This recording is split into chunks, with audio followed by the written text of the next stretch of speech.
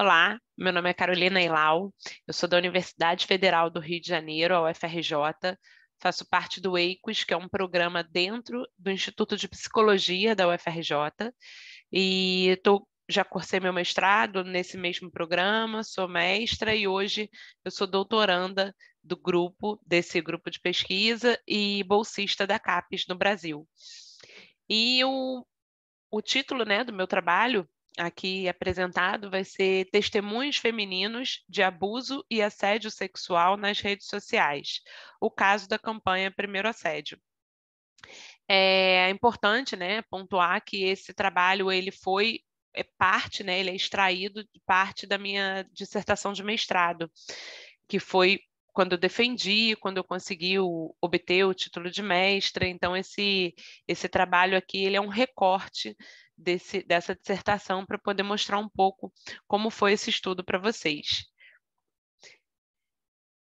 Então, começando aqui a apresentação, queria que vocês assistissem esse vídeo, um vídeo curto.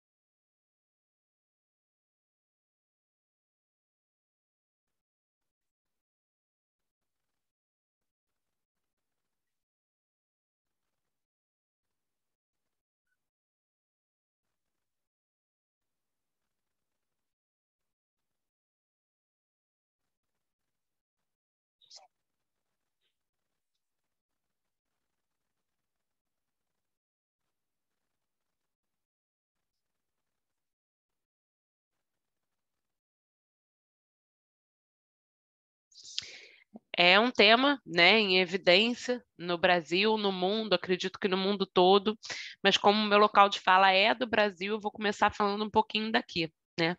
Então, a violência sexual contra crianças e adolescentes, ela é de fato um fenômeno complexo no Brasil ainda, atinge milhares de vítimas todos os anos, tem uma prevalência muito grave, principalmente para o desenvolvimento infantil, né? Isso não sou eu que estou dizendo, é um dado da Organização Mundial de Saúde de 2002 e que sempre se renova sobre isso.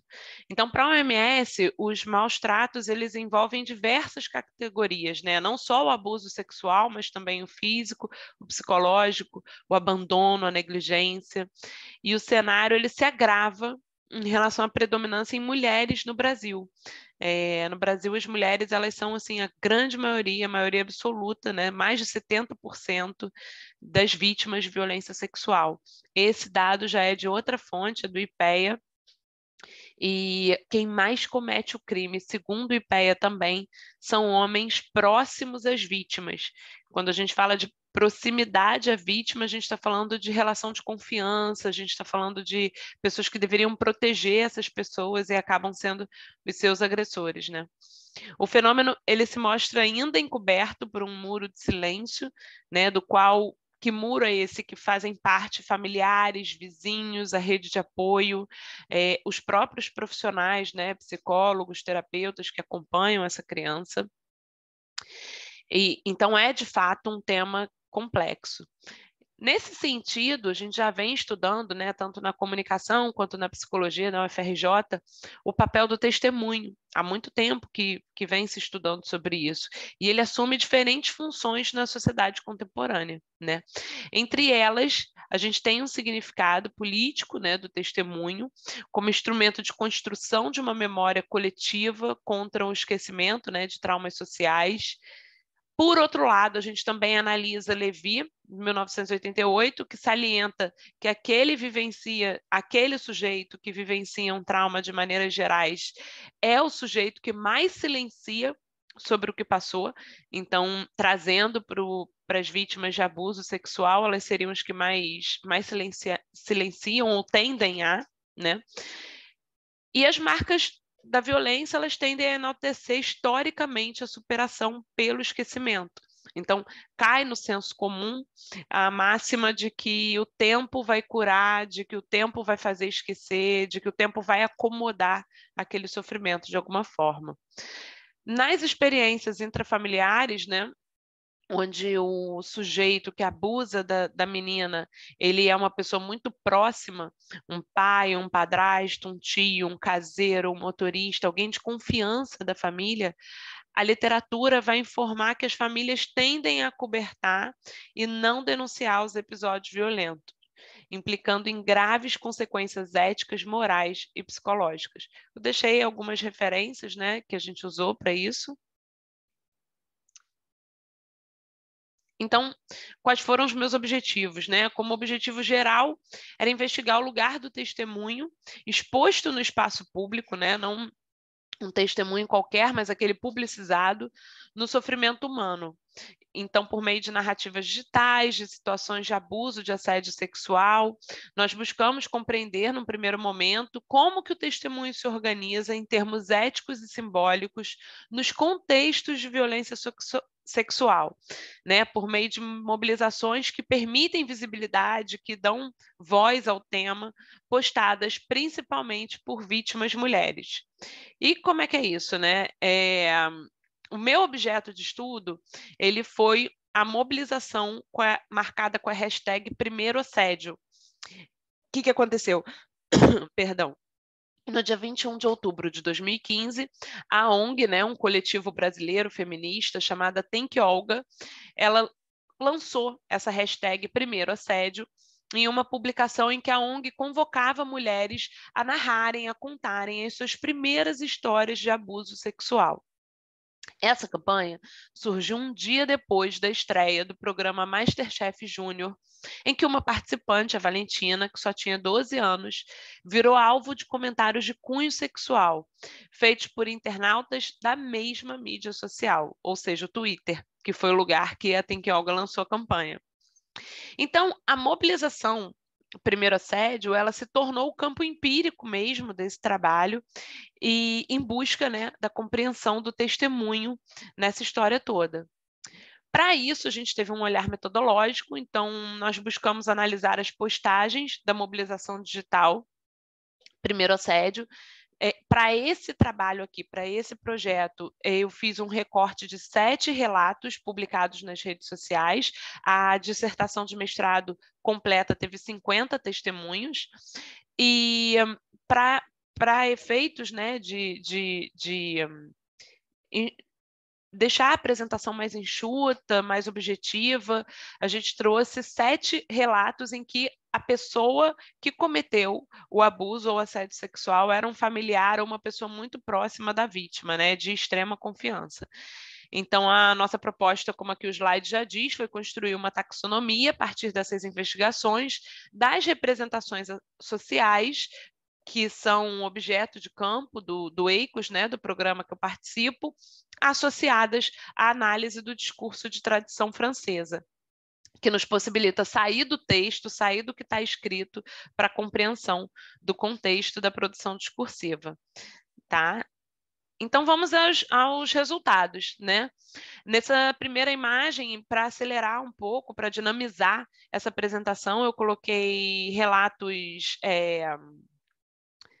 4 relatos dos 7 que vão constar no artigo. Deixa eu posicionar aqui meu rosto para um espaço que não atrapalhe vocês. Então, queria começar lendo, né, um trecho desse depoimento que está surgindo nesse momento na tela de vocês. Eu não tinha ideia do que estava acontecendo. Uma sensação horrorosa de que tinha algo muito errado. E tudo o que eu conhecia do mundo mudava radicalmente naqueles minutos, disse a pessoa que testemunhou, né? Nesse primeiro post, a gente consegue perceber marcas do esquecimento, que são comuns, muito comuns de serem encontradas em todos esses posts. E o vínculo com o assessor também, com o agressor também mostra aqui muito estreito, né? Muito próximo. Então, vamos ao próximo. Só tive coragem de contar para minha mãe muitos anos depois. Eu sentia muita culpa, achando que eu provoquei aquela situação e que não acreditariam em mim. O agressor, nesse caso, foi o caseiro da família. A vítima tinha entre 10 e 12 anos.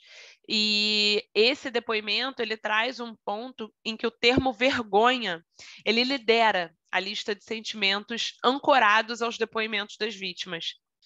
Uma matéria exibida num telejornal de grande circulação, de grande impacto no Brasil, ela mostrou isso e mostrou que a palavra raiva surge em 79% dos relatos, mais que o triplo de medo, em que aparece em 21% das publicações. Então, se a gente tiver que fazer um ranking, a gente tem lá o termo vergonha em primeiro lugar, o termo raiva em segundo e medo em terceiro. A vergonha ainda predomina. Nesse terceiro depoimento, o agressor é o pai da melhor amiga da vítima. A vítima, na ocasião, tinha entre 6 ou 7 anos, e ela fala: abrir meu coração nessa campanha não é apenas uma forma de lutar, é plantar uma semente de esperança para as mulheres que, como eu, em algum momento perderam a vontade de viver. Aqui fica clara a relação entre confissão e testemunho, né? A confissão no sentido religioso e o testemunho em busca de um passado explicativo do sofrimento humano. No próximo depoimento, o agressor é o tio-avô da vítima, e a vítima, na época, tinha 9 anos de idade. O abuso que sofri estava enterrado, mas percebi que todas nós precisamos interromper o silêncio que protege os agressores, não as vítimas. Essa escreveu no depoimento dela. E ele traz, né, o trauma silenciado como um elemento que compõe o discurso e que se mostrou muito presente em grande parte dos relatos. Então, assim, o que eu posso dizer para vocês em maneiras gerais sobre esse resultado, né? O ativismo digital promovido pela hashtag Primeiro Assédio, ele aparece nas narrativas estudadas como uma oportunidade tanto de organizar os sentimentos relacionados ao episódio de abuso, mas também no sentido de fortalecer outras mulheres que passaram pela mesma situação. Isso foi muito evidente durante a pesquisa, o quanto que engajou, mobilizou, trouxe um conjunto de vozes para trabalhar junto. E a análise da campanha Primeiro Assédio corrobora essa vertente de que as experiências culturais precedentes se articulam aos novos modos de sociabilidade na cultura digital. Por quê, pessoal? Porque a interação online em torno da mobilização Primeiro Assédio expressa uma dimensão, né, ao representar uma possibilidade de organização dessa vivência social, né? Nunca de superação, isso também ficou muito claro. A gente não pode achar que o testemunho, ainda mais no espaço digital, ele vai dar conta de superar o trauma, mas ele acomoda de alguma forma, né? Ele se revelou uma ferramenta muito importante para essas mulheres. A campanha Primeiro Assédio teve grande repercussão nacional e internacional nas redes sociais.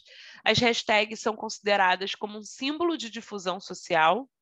E notamos também que o rápido engajamento, como eu falei no slide anterior, revelava esse desejo de exposição, de denúncia das marcas dos episódios traumáticos. Então, a campanha, por fim, né, ela permitiu voz às mulheres, marcou uma ruptura de tabus em torno do tema abuso, assédio sexual, que revelou ainda, né, um segundo objetivo de produzir mudanças comportamentais concretas na sociedade. Prova disso é que essa campanha foi amplamente difundida no mundo inteiro, ela ganhou tradução na França, ela ganhou tradução nos Estados Unidos, ela teve, de fato, uma amplitude social nível mundial, né? A iniciativa feita pelas vítimas ao resgatar as memórias e expor no espaço público, né, e todo o conflito interno que isso deve ter implicado para elas, humanizou a experiência sofrida, né, ao mobilizar toda uma rede de mulheres ali. Então, dessa forma, a ruptura de tabus em torno do tema abuso e assédio sexual, ela é percebida como um difusor de vozes, né? A gente coloca aqui de viva vozes amadurecidas durante anos de silêncio. Então, o testemunho ele tem os seus limites e impossibilidades, como a superação do trauma, que nós consideramos como uma impossibilidade, mas ele mostrou ser um caminho para a volta do que foi e ainda é silenciado no universo feminino. Então é isso. Com isso, a apresentação fica aqui. Eu agradeço a todos. Muito obrigada.